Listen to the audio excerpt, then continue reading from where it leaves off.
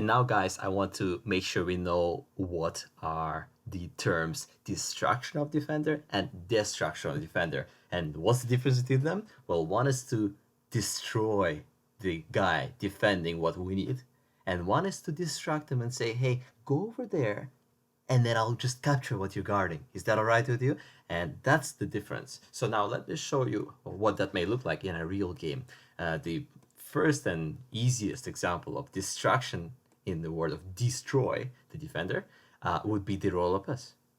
The Roy Lopez opening is built on destroying the defender. So we don't always have to take the knight, and I'll show you guys why, but that would be an example of destroying the defender. So we get rid of the knight, and when they take back, we can take back their pawn because the knight is no longer defending e5.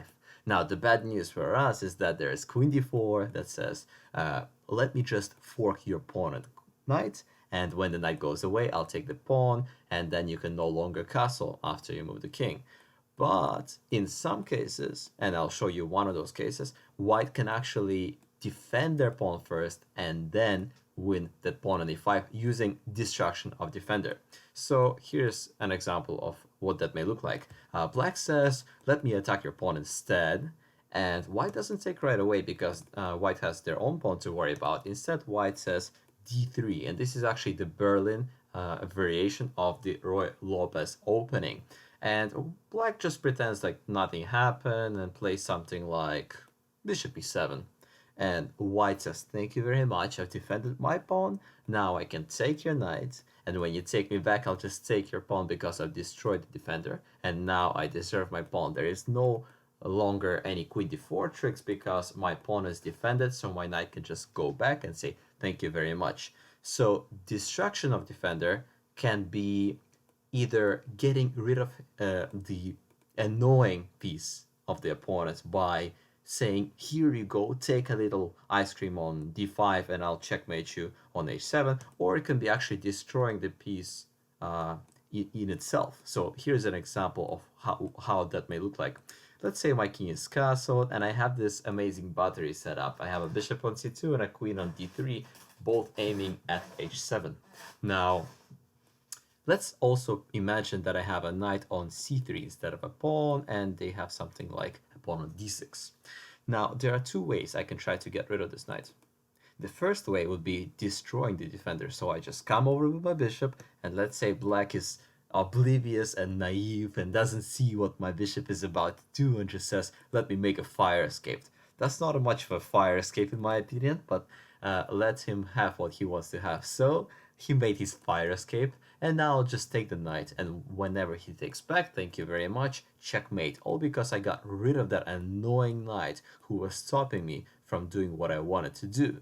And that's one way to do the job. But sometimes, they can be stubborn and they can introduce new defenders. So now his friend, the other knight, comes over and says, if you take me, I'll take you. So what do we do then? We can try to bring our rook out and try to destroy the knight with the rook. And especially if I had the open f-file, I would do something like knight to g5 and then checkmate after rook takes f6 and queen takes h7. That's one idea, but sometimes the rook isn't fast enough to get to the knight, and they're very stubborn people. So what we do then is we do distraction. So we distract the defender. So let's bring that bishop back, and can you guys find a way to distract this guy? And don't just offer him something. Don't just say, can you please take my pawn on g4? That's called wishful thinking. That's a very bad way of thinking in chess.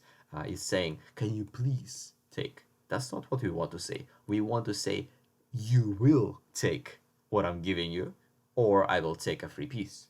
Here's an example of that. So the actual answer is knight to d5, not knight to e4, because this is more forcing in a way. And knight to d5 is just very, very strong, because no matter what he does, I will take the defender next move.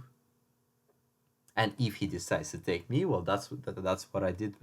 That's what I meant by distracting. I distracted the knight away from h7, and now I can take what he was guarding before. You can have my 3 ice creams as long as I get the king. Thank you very much. Now, the only other move in that position for black would be something like pawn to g6, but then he has a bunch of holes all around the king, which I can use probably with my bishop, and then my knight and my queen at the end, still distracting this defender.